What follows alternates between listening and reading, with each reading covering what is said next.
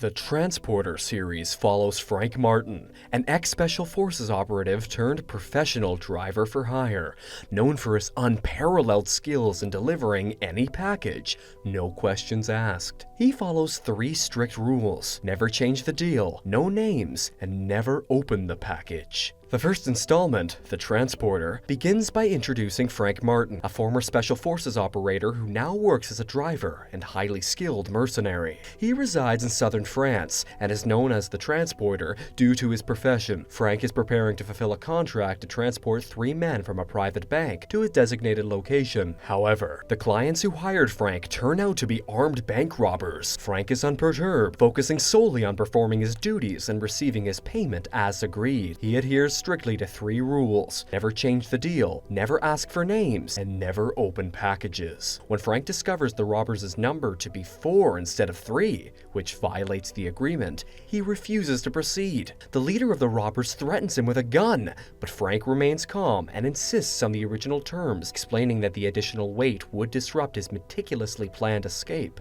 Under pressure, the leader kills one of his men to comply with the agreement, and Frank speeds away. As an expert driver, Frank maneuvers through narrow streets and overcomes obstacles to evade the police. After safely delivering the robbers to their destination, the leader, impressed with Frank's skills, offers him more money to take him to the Avignon. Frank declines and returns to his home on the French Riviera. Upon arrival, he cleans his car and changes its license plate, revealing a secret cupboard containing several fake plates he uses for his jobs. Watching the news, he sees the robbers he transported being arrested with an amateur driver. Later, a local police inspector named Tarconi visits Frank, questioning him about his black BMW, identical to the one used in the robbery. Without concrete evidence, Tarconi leaves. Soon after, Frank receives a call from a prospective client needing his services. That evening, Frank meets the client and agrees to deliver a 50-pound package to an American named Darren Betancourt for $40,000 up front. The next day, Frank loads the package into his truck. While changing a flat tire, he notices the package moving. Breaking his 3rd rule, he opens it and finds a bound and gagged Chinese woman. After giving her a drink, Frank continues his journey, but the woman, Lai, insists she needs to use the restroom. When Frank lets her out, she tries to escape, forcing Frank to capture her. 2 policemen intervene, leading Frank to disable them and put them, along with Lai, in the trunk. Frank arrives at his destination and delivers the package to Betancourt, lying about not opening it. Betancourt offers him another job to deliver a suitcase on his return route, and Frank agrees. Stopping for a meal and to buy drinks for the policeman in his trunk, Frank's car suddenly explodes, killing the policeman. The suitcase contained a bomb intended to eliminate Frank and any evidence of the previous delivery. Enraged, Frank seeks revenge, attacking Betancourt's place, killing and injuring several of his men. He steals a car, finding Lai tied up in the back seat, initially leaving her behind. He soon feels remorse and returns to pick her up. Frank takes Lai to his home, providing food and shelter for the night, instructing her to leave the next day. That night, Lai discovers Frank's background as a former Air Force soldier, realizing he is fundamentally a good person. Meanwhile, Betancourt visits a surviving henchman in the hospital to learn about the attack, and upon identifying Frank as the assailant, kills his henchman to prevent any information from reaching the police. The next day, when Lai prepares breakfast for Frank, Inspector Tarconi returns to Frank's house, suspicious after finding Frank's car burned near his residence, with the bodies of 2 policemen in the trunk. Frank claims his car was stolen while he was in the area. Tarconi is skeptical and questions him further. However, Lai appears and supports Frank's alibi, introducing herself as a chef and Frank's new girlfriend. With no solid evidence linking Frank to the incident, Tarconi leaves. After Tarconi departs, Frank asks Lai to leave his house and his life. Shortly after, Betancourt and his men launch a brutal attack on Frank's house. Frank hides Lai in a safe spot. Betancourt's men fire missiles, aiming to destroy the house with Frank and Lai inside. He narrowly escape through an underwater passage where Frank has stashed diving gear for emergencies, swimming to a nearby safe house. The next day, Frank and Lai are summoned to the police station to meet with Inspector Tarconi, who questions them about the attack on Frank's house. Frank claims they were swimming in the sea during the incident, but Tarconi remains dubious. Their interrogation is interrupted when Tarconi is is called away by the police commissioner. Seizing the opportunity, Lai accesses Tarconi's computer to find information on Betancourt and shares it with Frank. Without sufficient evidence, Tarconi releases them. Betancourt, believing Frank to be dead, plans to move on. However, Frank is determined to end the conflict, rebuild his villa, and start anew. He advises Lai to distance herself from Betancourt to avoid further danger. Lai reveals that Betancourt is a human trafficker holding over 400 Chinese people, including her father and siblings, in shipping containers. Frank decides to help rescue them. Frank and Lai confront Betancourt at his office. Frank attacks Betancourt while Lai searches for information on the container holding her family. Betancourt reveals that Lai's father, Kwai, is also a human trafficker and his partner. Frank feels betrayed, but Lai confronts her father at gunpoint. Under threat, she eventually complies with her father's orders and lowers her weapon. Kwai's henchmen capture Frank.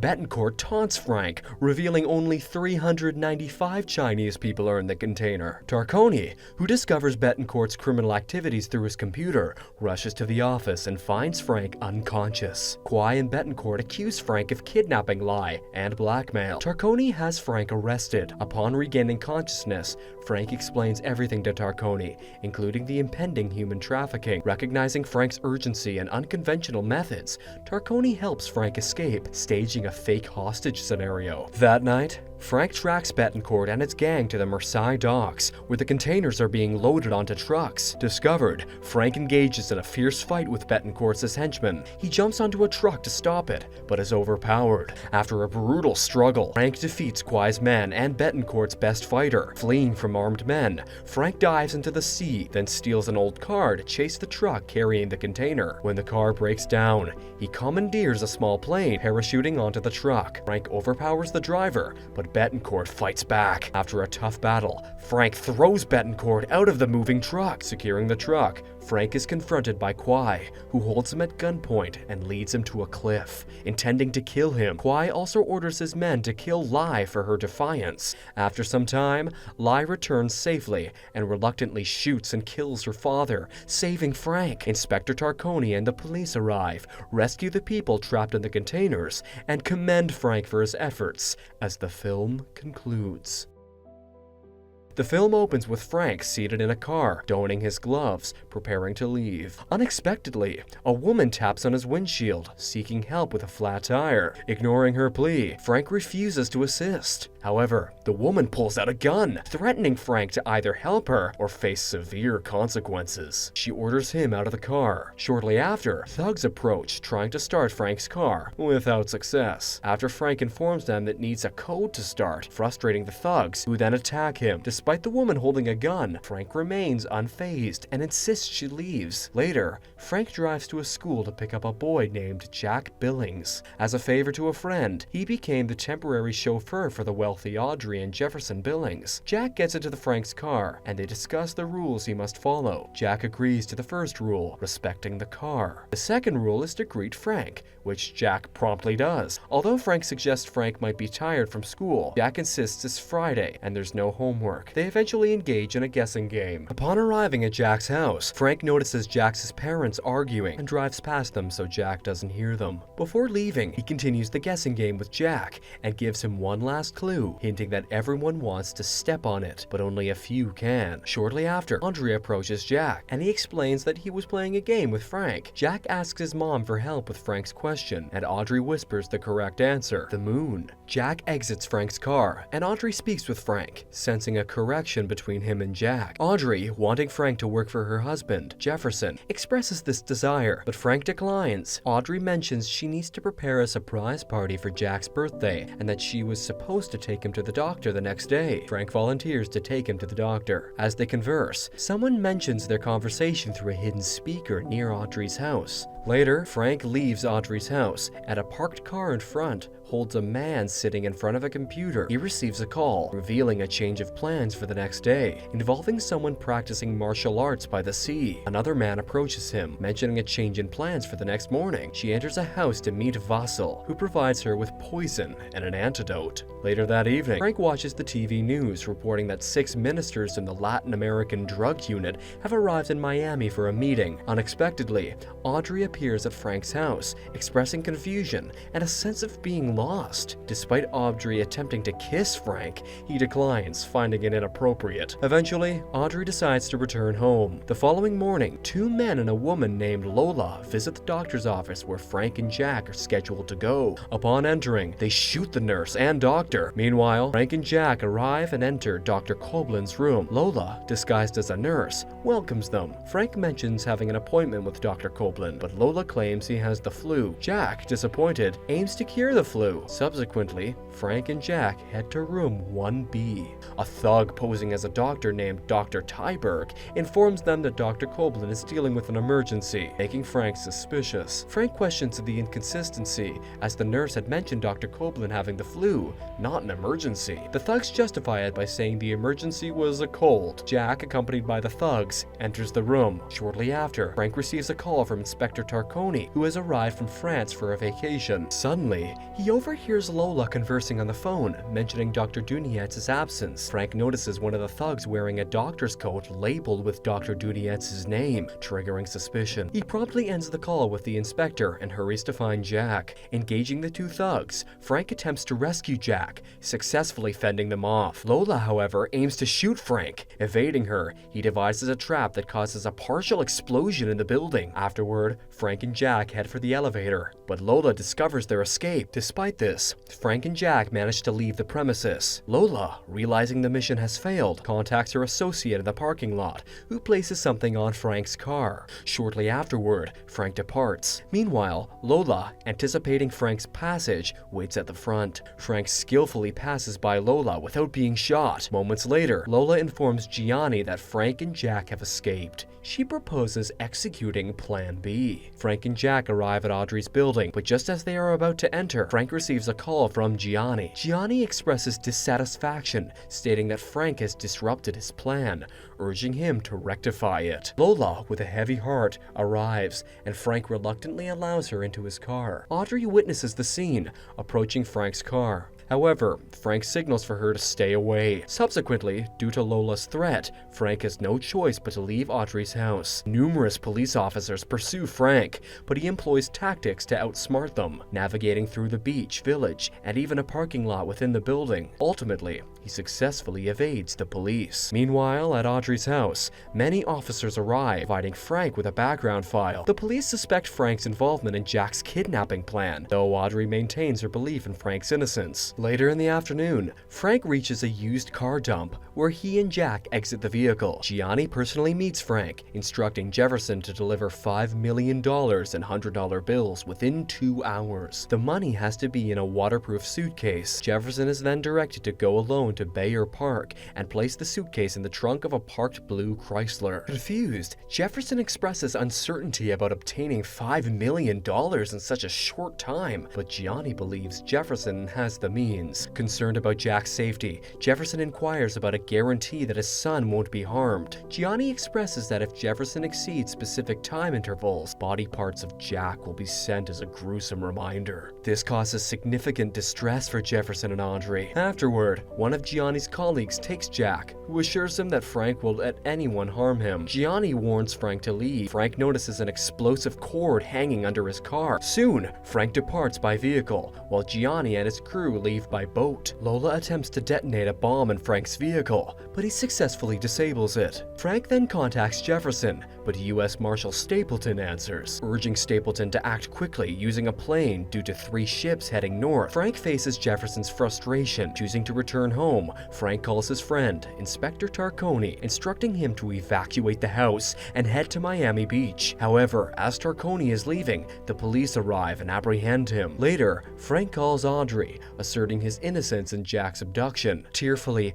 Audrey learns about the events at the doctor's office. At the police station, Tarconi faces faces questioning about why he hadn't identified himself as an inspector. Tarconi expresses surprise at Miami's technological advancements, clarifying that he isn't Frank's friend, but knows him cordially. Frank goes to the building where the doctor works, accessing the security rooms to copy files. In the doctor's office, he takes a poisoned injection brought by thugs to harm Jack. Suddenly, a person named Smith arrives, forcing Frank to drop the injection. Unfortunately, the syringe breaks due to being shot by Frank's henchmen. Frank easily defeats Smith and then leaves the location. Jefferson goes to Bayfront Park, discreetly placing the briefcase in the trunk of the blue Chrysler. Frank calls Tarconi, who is busy cooking for the U.S. Marshal. To Frank's surprise, Tarconi chats casually, mentioning that the police now respect him since they know his position. Frank shares a photo of a thug posing as a doctor with Tarconi, asking him to identify the individual. It is revealed that the thug is a Russian biologist specializing in biological warfare,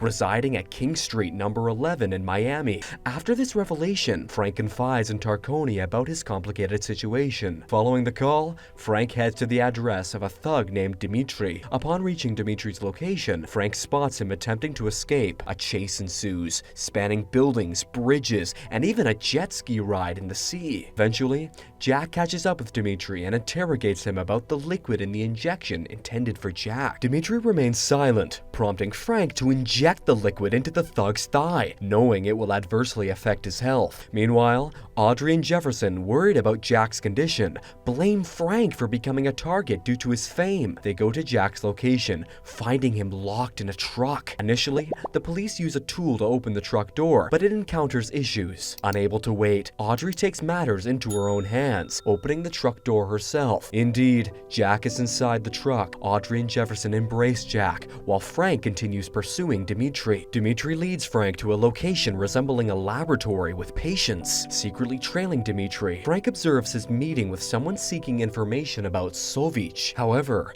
the man directs Dimitri to sit. As Frank explores further, he notices individuals resembling patients lying on beds. When approaching one of them, a formidable man emerges, initiating a confrontation in which Frank initially falls, but ultimately triumphs. A commotion caused by Frank's fight reaches Dimitri and Sovich, prompting Dimitri to seek an antidote for the virus. With only 2 doses available for Sovich and Topov, Dimitri shoots Topov, stating that 2 doses are enough for him and Sovich. Before Sovich can administer the antidote, Frank intervenes, injecting Dimitri with water instead of the virus liquid, and subsequently eliminating Dimitri. Topov's death prompts Sovich to explain the nature of the virus, a double mutated waste liquid causing the infected person to breathe death. Sovich explains that the virus will cease after 24 hours. Suddenly, Sovich tosses 2 vials of antidote out the window. Reacting swiftly, Frank leaps out of the window, but unfortunately, only 1 vial remains intact. Frank returns to his car,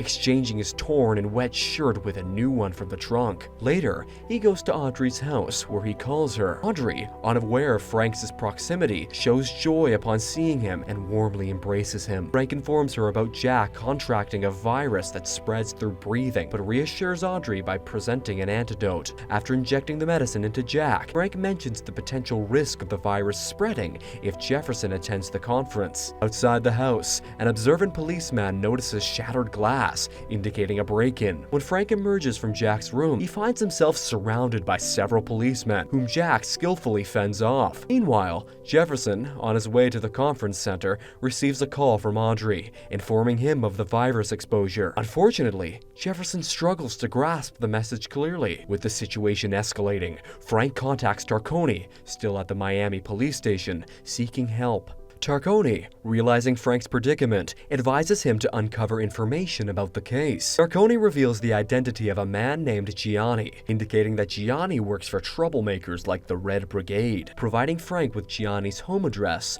Tarconi's actions don't go unnoticed by the police, who detect unauthorized access on the 15th floor. As police patrol in search of Frank, he manages to escape, and leaves in a taxi. The next day, Gianni aims to administer the antidote to make himself invulnerable. However, Frank suddenly storms Gianni's residence, prompting Gianni's men to open fire on the taxi Frank is driving. Evading the onslaught, Frank seeks refuge in Gianni's garage, discovering numerous armed men ready to confront him with various weapons, including axes and iron pipes. Undeterred, Frank unleashes his martial arts skills, overcoming the opposition. Moving towards the stairs to access Gianni's home, Frank encounters more of Gianni's men, yet he adeptly defeats them, using a fire extinguisher and pipes. Upon entering Gianni's house, a skirmish ensues with Lola, and after Frank emerges victorious, he embarks on a pursuit of Gianni, who has escaped via a helicopter to a waiting jet to Colombia. Frank steals Gianni's Lamborghini and speeds to the airport,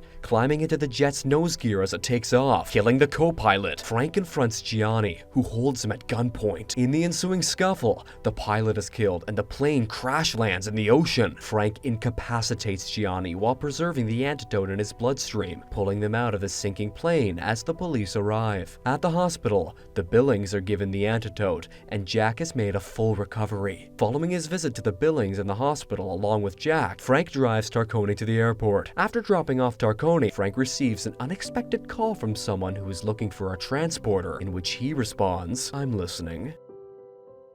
Transporter 3. The final movie in the Transporter series opens on a cargo ship at sea. Two crew members open a shipping container, believing they are transporting liquor, only to discover barrels of toxic waste, which causes them to succumb to the deadly fumes. The captain and rest of the crew hear an alarm and put on gas masks. They find the two crew members dead beside the open barrel. The captain orders their bodies to be thrown overboard. Meanwhile, Malcolm drives his car to a police checkpoint. An officer asks to see his passport, and he shows it to them. The officer notices a woman sleeping in the back seat, and Malcolm explains that she's exhausted from partying the previous night. The officer lets Malcolm through the checkpoint. Frank and Inspector Tarconi are having a dull day of fishing in the sea. They are at the spot where Tarconi used to fish with his father, and are surprised they haven't caught anything yet. Eventually, Tarconi hooks a fish. Frank gets excited, encouraging him to reel it in. Elsewhere, Malcolm reaches another police checkpoint and presents his documents to an officer. However, the officer instructs Malcolm to get out of his car and bring his documents inside for inspection. He also tells him that the woman in the back needs to come inside as well. Malcolm looks nervous, then suddenly speeds past the checkpoint.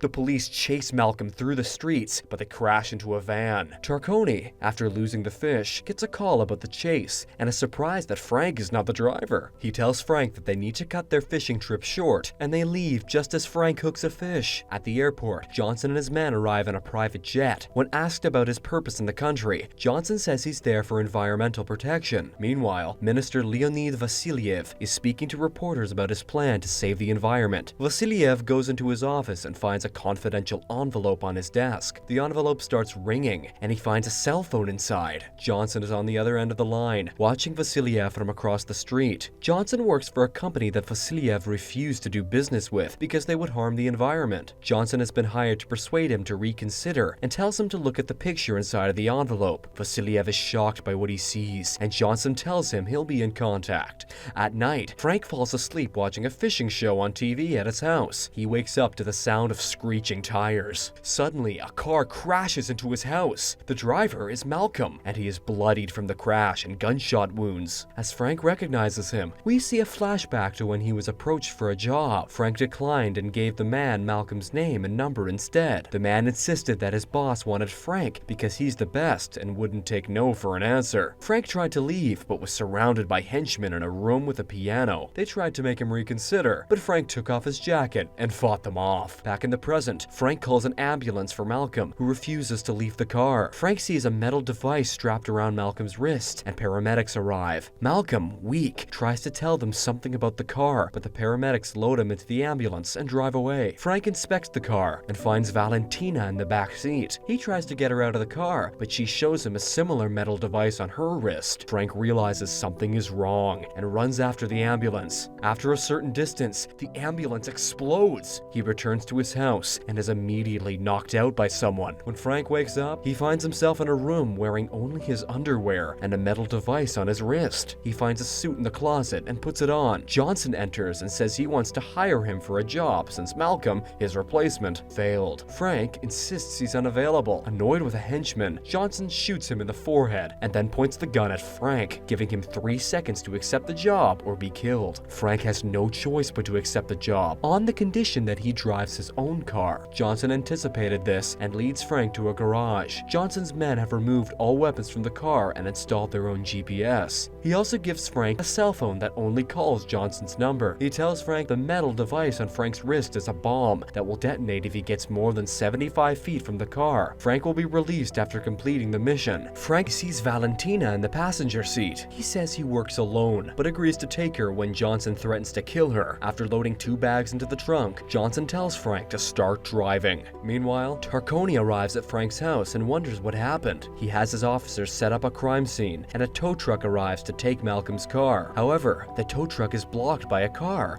and a cop is shot through the windshield. The gunmen remove the GPS from Malcolm's car and drive away. After passing through a police checkpoint, Frank calls Johnson, who tells him to enter a code into the GPS. The next destination is Budapest, Hungary. Frank repeatedly tries to get Valentina to explain what's going on, but she remains silent. Meanwhile, Tarconi finds the tow truck and the dead cop inside. He reviews video footage from the tow truck and identifies the gunmen. He also notes their license plate and instructs his officers to find them. Frank deviates from the planned route, and Johnson is alerted by his men tracking the car. Johnson sends henchmen to persuade Frank to get back on course, but warns them not to kill him. Frank drives to a garage owned by his friend Otto, a tech expert. He shows Otto the bomb on his wrist and asks if he can remove it. Otto can't help, but mentions that the Pentagon has been working on similar devices. He says there's a transmitter somewhere in the car. Johnson's goons arrive, and Frank orders Otto to find the transmitter while he fights off the henchmen. Using his clothes as weapons, Frank battles through the men and eventually faces a giant henchman who throws him through a wall. Frank struggles against the giant, but eventually defeats him with a shovel. Valentina, now attracted to Frank, helps straighten his tie. Otto finds the transmitter, but warns that removing it will detonate the bombs. Frank and Valentina drive away. While Valentina naps in the back, Frank calls Johnson and asks for a face-to-face meetup. Johnson agrees to meet in Budapest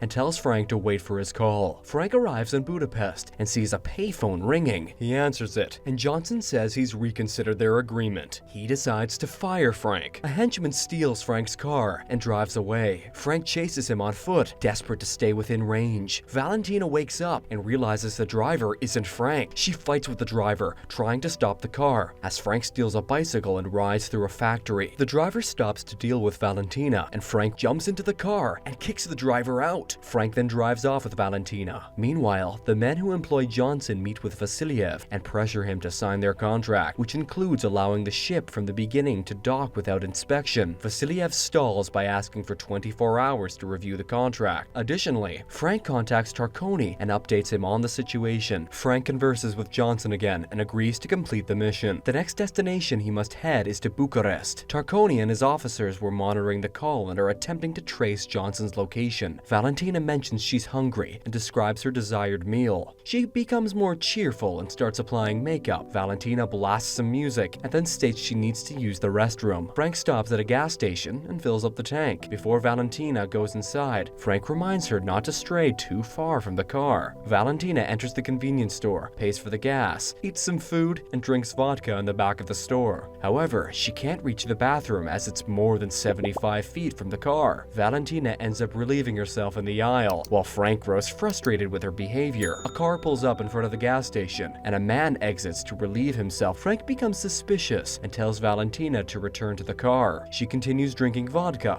and causes a scene at the gas pump. The men in the car ahead recognize Valentina and reverse their vehicle. Frank discards the vodka, forces Valentina into the back, and speeds off. The other car tries to force Frank off the road, but fails. Frank calls Johnson to ask why the car is pursuing him. Johnson explains the pursuers are not his men and instructs Frank to drive faster while he investigates. 2 large trucks block both lanes ahead. Frank tilts the car on its side and drives between the trucks. He successfully navigates past them, causing one truck to lose control. The other car pursues Frank into a forest and opens fire with machine guns. Frank slams on the brakes just before the edge of a cliff. The other car drives over the cliff and explodes upon impact. Frank rests his head on the steering wheel, and Valentina massages him to ease his tension. She then kisses the back of his neck, and Frank asks what she's doing. She says that if they're going to die, she wants to have sex one last time. Frank declines and steps out of the car. He checks the trunk and discovers the 2 bags are filled with phone books. He then realizes that Valentina is the cargo he's transporting. She steals his keys and playfully walks away from the car. She says that watching him fight shirtless earlier turned her on, and she wants him to perform a striptease. Frank reluctantly removes his shirt, but Valentina demands a meaningful kiss. Frank kisses her passionately, and they continue making out even after he retrieves his keys. Meanwhile, Johnson calls Vasiliev, furious that he sent men to disrupt his plan. Johnson warns that if Vasiliev ever wants to see his daughter, Valentina, again, he must cooperate and sign the contract. As Frank and Valentina overlook the valley, Valentina finally recounts what happened. She was at a nightclub partying with friends when someone gave her a drugged drink. She went to the bathroom and passed out. When she woke up, she was in the back seat of Malcolm's car. She pleaded with Malcolm to pull over so she could call her father. He did, despite it being against the rules. As she called her father, Johnson's henchmen arrived and chased them. They shot Malcolm, who told Valentina he would ensure her safety, which is why he crashed into Frank's house. Frank and Valentina return to the road, and Johnson contacts them. He instructs Frank to take the next left and continue down the road instead of heading to Bucharest. Elsewhere, Tarconi visits Vasiliev and collaborates with him to rescue his daughter. Johnson calls and orders Vasiliev to sign the contract, but Vasiliev refuses until he hears Valentina's voice. Johnson hangs up before Tarconi can trace the call. Frank ends up driving onto a bridge, becoming trapped by Johnson and his men on both sides. Frank orders Valentina to exit the car and walk to him. Frank kisses her goodbye and assures her he'll be fine.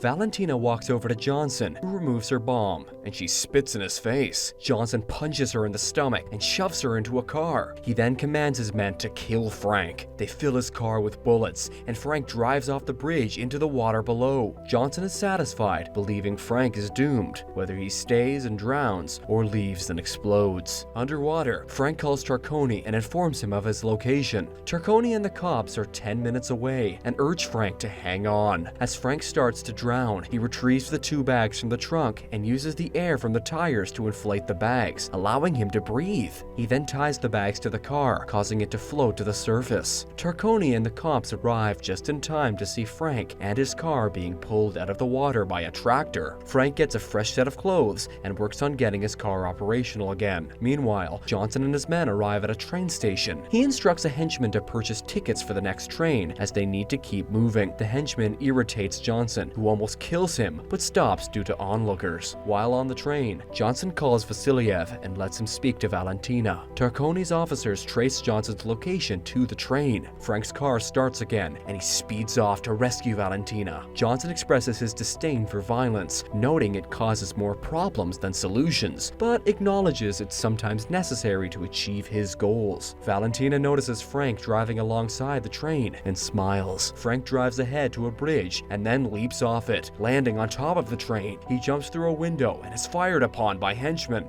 Johnson holds Valentina at gunpoint, but she bites his hand and escapes into the other cabs. Frank kicks a helmet at a goon's face, grabs a machine gun, and eliminates all of the henchmen. Johnson catches Valentina again, and Frank pursues him, but must stop due to his 75-foot distance limit from his car. Johnson dares Frank to take another step, but Frank retreats. As Tarconi and the cops pursue the train, they see Frank climb on top of it and re-enter his car. Johnson detaches the cars, causing Frank's section to drift away. Frank drives his car from the train's top into the cab where Johnson and Valentina are. Frank exits the car and fiercely beats Johnson. Johnson tries to stab Frank, but Frank disarms him and confronts the assault. Johnson lands on the car, and Frank grabs the keys to remove his bomb, ties Johnson's arm to the car, attaches the bomb to his wrist, and sets the car in reverse. Johnson panics and frees his arm from the car before it falls off the train. He realizes he should have stayed with the car, and he is now more than 75 feet away. Johnson explodes, causing the train to stop. Frank finds Valentina and kisses her. Tarconi rescues them and informs Vasiliev that his daughter is safe. So, Vasiliev tears up the contract, and the ship from the beginning is raided by the police. In the final scene, Frank and Tarconi return to fishing in Marseille, joined by Valentina. Don't forget to like this video and subscribe to our channel. Thanks for watching.